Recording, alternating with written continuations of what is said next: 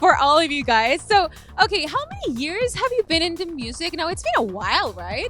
It's been a while and a wild ride. Do you mean actively DJing or releasing music?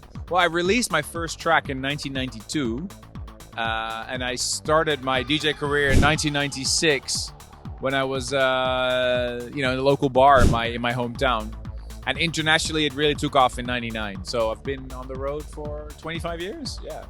It's been a whole long road. So what would you say you've learned during all these years?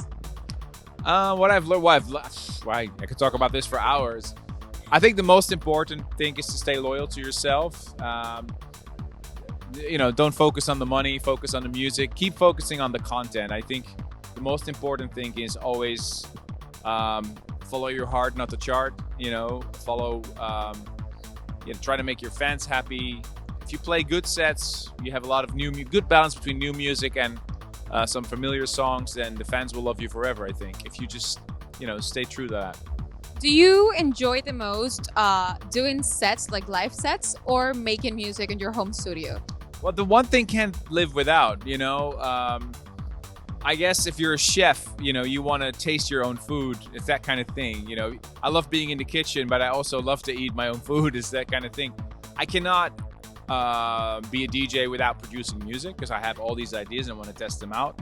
But if I would just be in the studio and not see the response of the people, then I would be bored as well. So the one doesn't go without the other. Well, you're right. I gotta give it to him because, there's a point there. Okay, so during this year, has anything happened to you that you didn't see coming that really amazed you? Well, the love again for trance music. Trance used to be a little bit of a dirty word for a while. And now everybody's playing high BPMs and melodies are back full on, and the whole Euro dance resurgence it's amazing. I'm just glad I never left, and yeah, it feels really good. You were telling us about your recent collaboration with Griffin. So how did that came up? Because it's like how did you guys meet? We actually met a few times during shows that we did. He was on before me or after me, so we chatted a few times. And then we had an idea from both our publishers to come together in November last year. I was in LA doing writing sessions, and I had a session with Toby Gatt. He's one of the writers on John Legend's All of Me, and he wrote so many great songs. He's an incredible guy. Jake Torrey, who also worked with Calvin Harris. And Madison Love, she has an incredible list of songs, and she actually did the vocal. And so we were together, the five of us, in the studio in LA, and we wrote What Took You So Long, I think in 4 hours. Yeah, pretty insane. Is that pretty like a record number for songwriting? Oh, bless you. No, it's not. No, actually, like Blah Blah Blah was written a lot faster.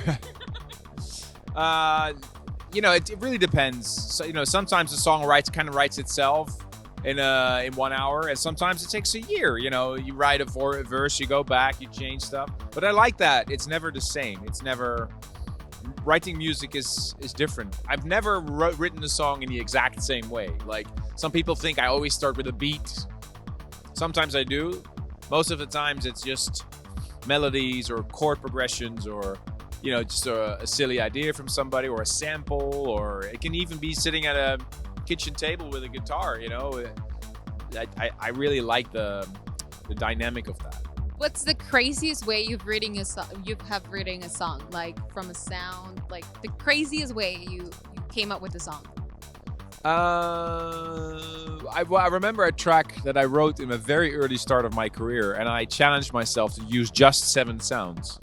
And the track is called 7 Sounds, and it's still out there.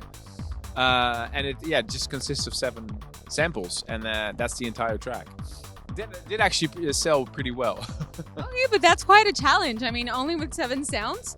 Okay, yeah, you managed to nail it. So, okay, what would be an artist that you would like to collaborate with that you haven't worked with yet? I can do some name dropping. At the end of the day, you can work with the biggest artist on the planet. There's so many artists I admire, from Taylor Swift to Coldplay to like all the big names, The Weeknd, you name it.